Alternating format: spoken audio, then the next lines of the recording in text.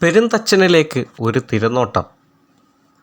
അഭിനയത്തോടുള്ള അടങ്ങാത്ത അധ്യായ അഭിനിവേശം കൊണ്ട് നാടകത്തിലൂടെ വെള്ളിത്തിരയിലെത്തിയ മഹാനടൻ.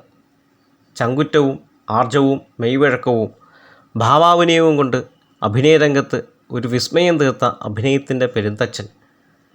അഭിനയത്തിൽ തനിക്ക് പകരക്കാരനാകാൻ മറ്റാർക്കും കഴിയില്ല എന്ന് തെളിയിച്ച നടൻ.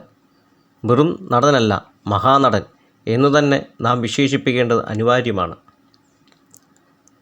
അഭിനയത്തിൽ കാലത്തിനൊപ്പം നടന്നു കയറിയ പാറപ്പുറത്ത് വീട്ടിൽ സുരേന്ദ്രനാഥൻ എന്ന അഭിനയ പ്രതിഭ, അതെ തിലകൻ.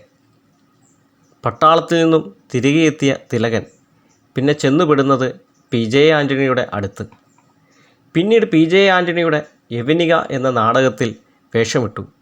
പിന്നീട് അദ്ദേഹത്തിൻ്റെ പല നാടകങ്ങളിലും വേഷമിട്ട തിലകൻ 1973 PJ ആൻ്റണി സംവിധാനം ചെയ്ത യവനിക എന്ന സിനിമയിലൂടെ വെള്ളിത്തിരയിലെത്തി.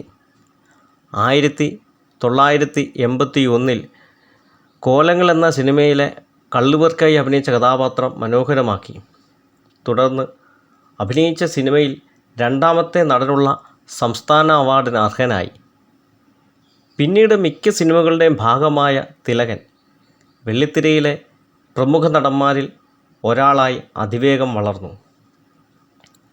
വീണ്ടും ചില വീട്ടുകാര്യം എന്ന സിനിമയിൽ തിലകൻ മകനായി അഭിനയിക്കുന്ന ജയറാമിൻ്റെ റോയി എന്ന കഥാപാത്രത്തോട് പറയുന്ന ഒരു ഡയലോഗുണ്ട്, നല്ല നടൻ നീയാണെന്ന്.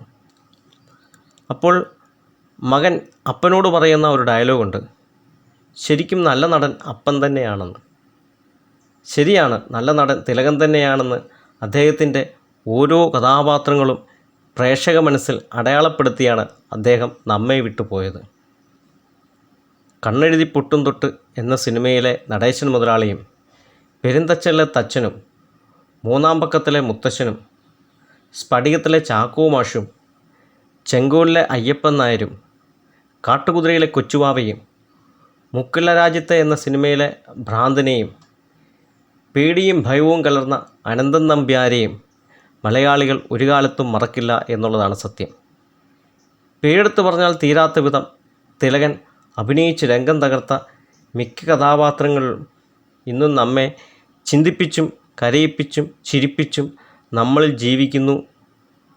തിലകൻ എന്ന അഭിനയ പ്രതിഭ പെരുന്തച്ഛന് എല്ലാവിധ ആദരവോടെ എല്ലാവിധ പ്രണാമങ്ങളും അർപ്പിച്ച് നിർത്തുന്നു. നന്ദി. വീഡിയോ ഇഷ്ടമായാൽ ഫോളോ ചെയ്യുക, സപ്പോർട്ട് ചെയ്യുക. നമുക്ക് അടുത്തൊരു കണ്ടൻറ്റുമായി കണ്ടുമുട്ടാം. പ്രിയപ്പെട്ട എല്ലാ പ്രേക്ഷകർക്കും ഹൃദയം നിറഞ്ഞ നന്ദി.